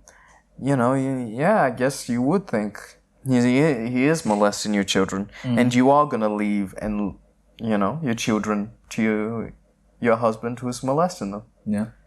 Yeah. Well, they're grown men. One of them's already protected in the institute. At what age do you think 25 is old enough for someone to get molested and to be put into an institution? I would say that's, unless the person is seriously mentally troubled and has some sort of disability that prevents them from functioning in society, there would be no reason to put a 25-year-old person in an institute for sexually molested children. Can you molest a 25-year-old? Absolutely. Of course you So can. if you got molested, Yeah. would you want to be put into an institution? I mean, if it seriously psychologically damaged me and gave me trauma, then I would want to at least talk with a therapist. I probably wouldn't need to be institutionalized, I hope. And if I were to be institutionalized, they certainly wouldn't send me to one full of children. Are you asking about the logic of sending Freddy to this institute? I don't care about the logic anymore. The backwoods man. I can walk back as fast as you can. Backwoods man, I can walk back as fast as you can. That's what I'm gonna take from this film. Thank you. I'm just gonna sing that for the rest of my life. What was that? I just love this. I'm so glad we're having this conversation. This is so much better than I ever could have hoped. Listen, and I said earlier that Gordy gets inspired to go back to Hollywood, and that's through Betty, because this was actually pretty brilliant, and because Betty is handicapped, but she is trying to be a rocket scientist to build these rockets for her wheelchair to go faster. Yeah, she wants to make a rocket-powered wheelchair, and she says, besides, they don't let me work on it at the hospital because of politics. They don't think handicapped people should be allowed to go that fast, but I think it's bullshit because I like going fast and I like rockets. What more do you need from character motivation? Yeah. But she manages to build a rocket, and she ends up on the news, which Goldie sees, and that inspires him to write again. And he comes up with a magnificent idea, groundbreaking, half man, half zebra. Zebras out of water. Zebras out of water. Because it's like they're a fish out of water, but they're zebras. And zebras aren't in water. They're not in the water. Yeah. He goes back to Hollywood, tries to sell it to David Davidson, and he's not buying it at first, but then his dad shows up, and he's crazy. Yeah. And because of that, David Davidson is like, oh, that's the best pitch. That's the best pitch I've seen in my 6 years of here. I'm going to give you $1 million, which made me think, because you told me a little bit that he was given money to make this film. Was this his pitch? Was this film his pitch? I'm not entirely sure what his pitch was, but I do believe that it was pretty bare bones, and he wasn't giving the studio the full picture of, give me several $1 million and I'm going to make a disturbing, offensive piece of shit with it. The reason I ask is this scene just made me think, oh, what's he trying to say about Hollywood? Right? Like, the pitch has to be something crazy for them to greenlight something. It has to be, it has to capture their interest enough that they'll greenlight it, and then it's kind of a matter of chance, but then they'll write a check for a bunch of money for something to be made. It's a fucked up industry that allows movies like this to exist. The backwoods man. I can walk back as fast as you. That's the name of the title. Hell yeah. The backwoods man. The backwards man? The backwoods man. That's what this movie should be called? That's what they should have called it. The backwards man. Yeah.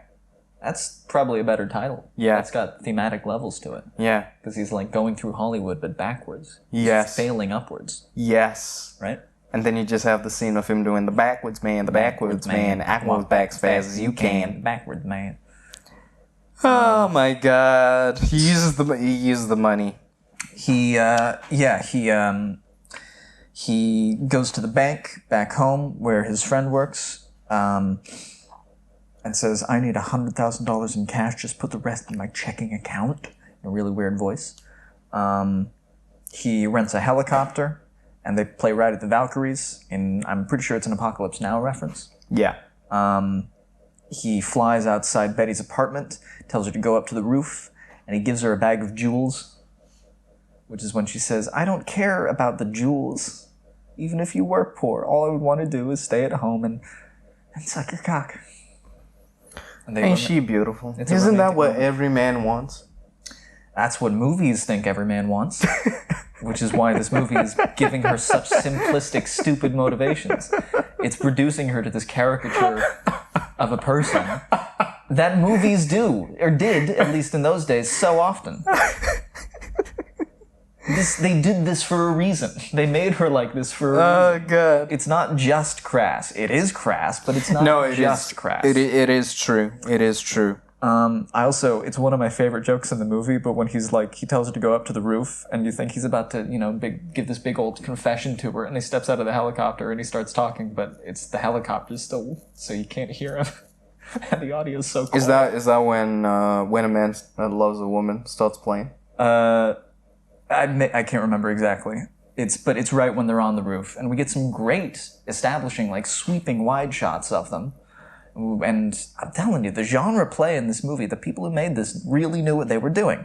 And she says, Freddie, what do you want to talk about? And not Freddie, Gordy. See, even I'm doing it. Gordy, it's the point. It fucks with you. And she's like, what do you want to talk about? And he starts walking towards her. And he starts confessing, doing all this stuff, but the helicopter is so loud, his audio is so muted, you can't make it out.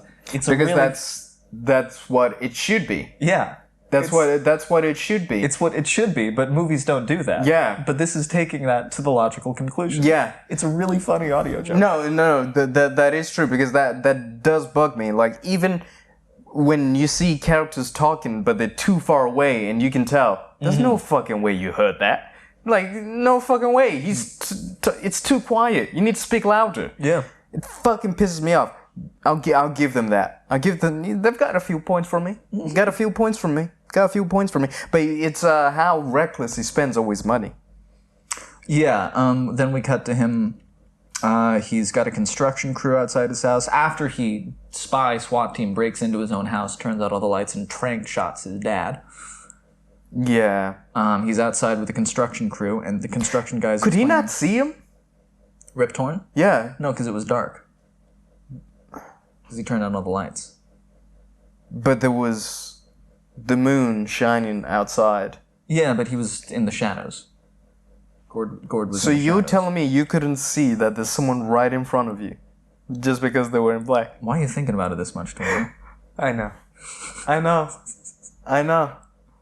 And I realize that's exactly what you said to me last episode. Yeah, I know. You see what these things do to us? I know. I'm not. I'll stop. I'll switch it up. I switched it off.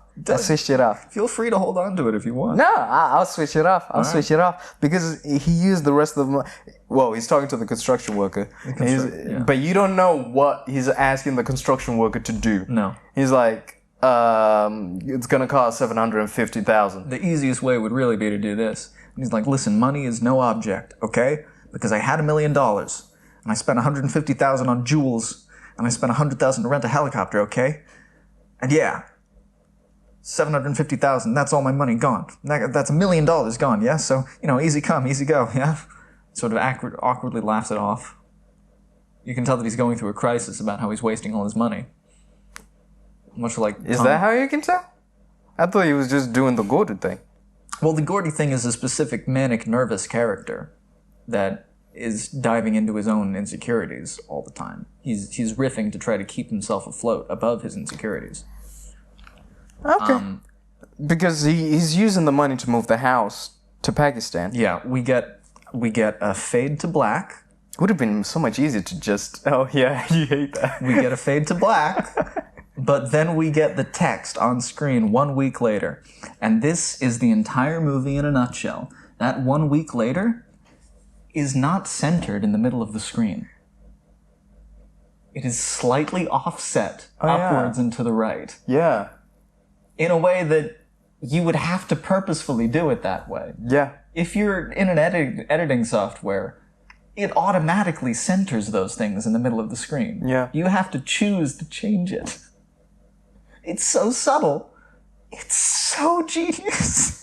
Pissing everybody off. It's so good. Pissing everybody off. The movie people, everybody.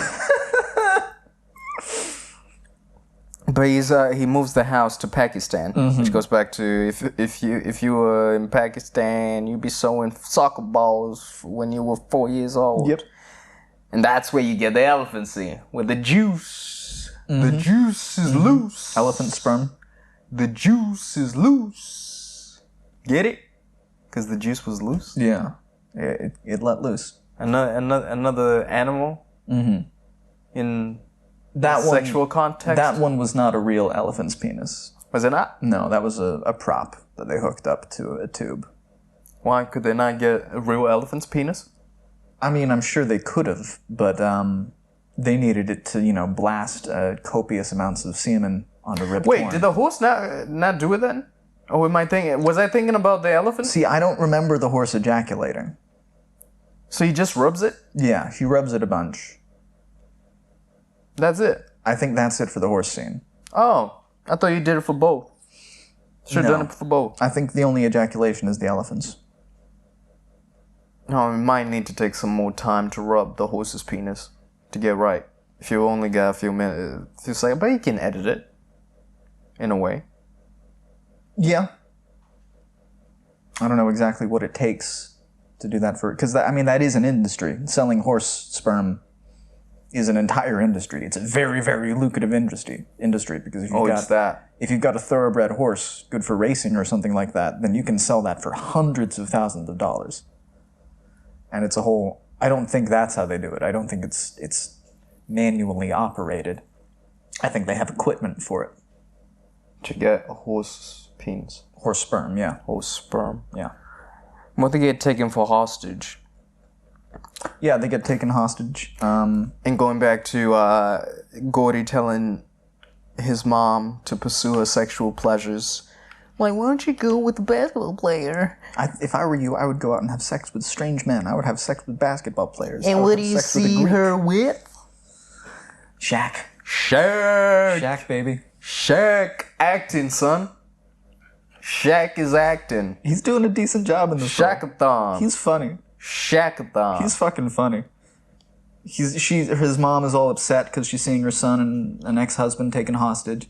And he's like, are you still in love with your husband? I did all this shit for you. I got my nipples pierced. He starts air humping in the bed to show how much he had to do for her.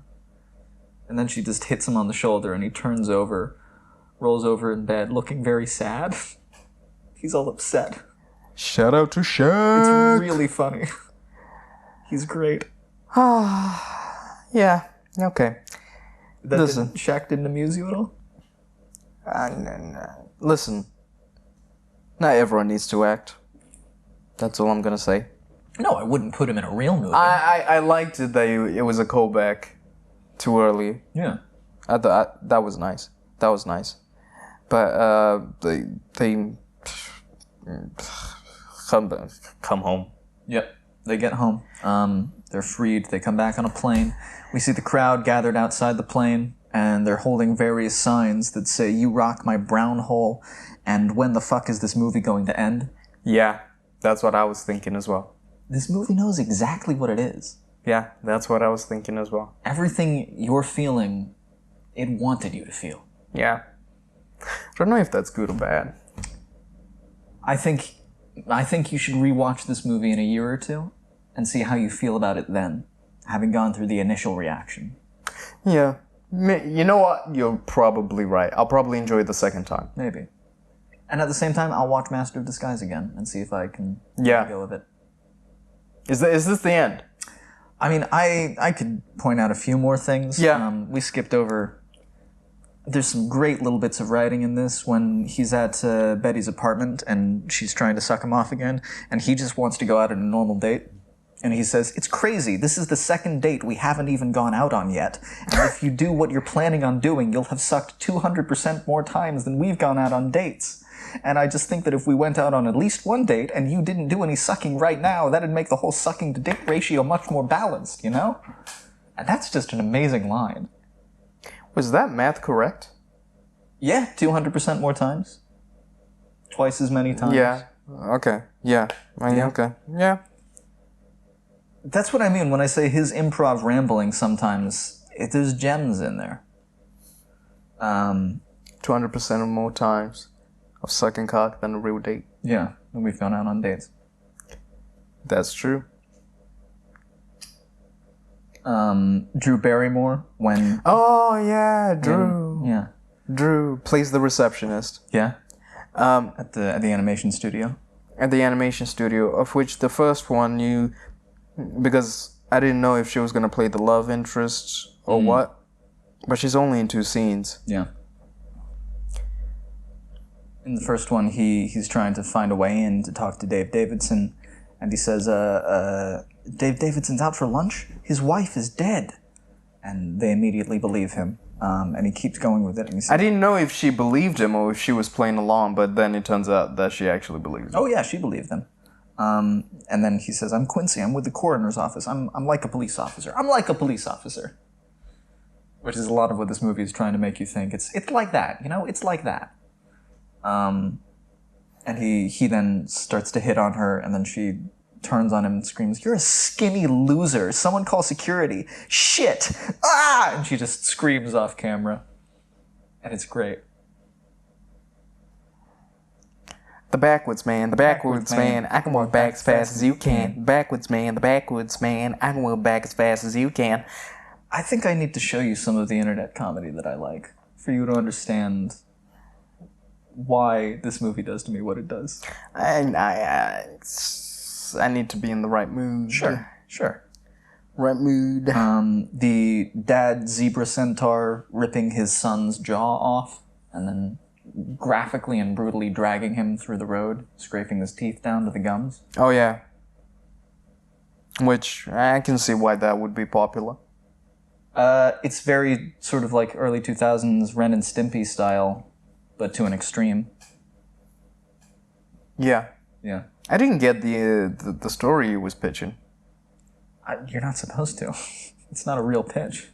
It's bullshit, and the guy signs it off because the industry is corrupt and cynical. Yeah, you're right. Listen, I agree that the industry is corrupt and cynical. I agree. And this film proves the point. Mm-hmm. Does this movie make you sad? You seem kind of sad right now. I'm sad that I watched it. Okay. I'm sad that I watched it. But you know what? No. I think I will enjoy it when I watch it again after some time. I'm sorry that this movie made you feel this way. No, it's fine. It's fine. I truly meant it as a peace offering. But it's okay. It's understandable. It's okay. Does this movie change how you see me? Does it make things make sense? No, not necessarily. I am aware you're a bit of a contrarian. So am I.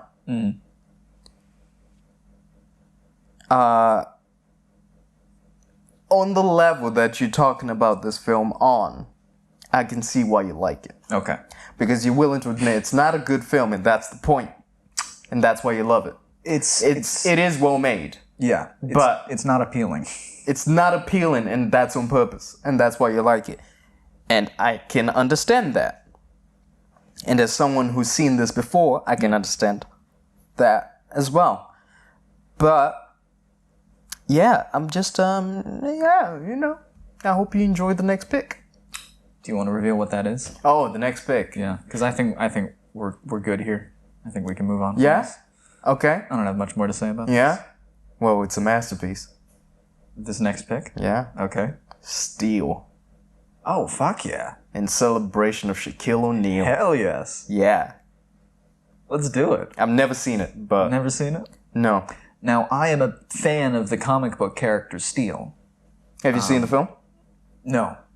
I've heard of it. I've heard of it as well, but because Shaq was in this, Yeah. I want to watch Steel. Sure. I don't know how long it is. I might hate it. Yeah. But, yeah.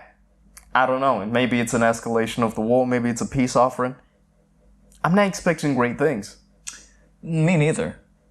And that's okay. Yeah. I'm not expecting great things from anybody. No. From anybody. Least of all myself. Yes. And maybe, I'm going to recommend Freddy Got Fingered to people I don't like. Sure. Because I'm going to sell this film so hard. And when they watch it, Yeah.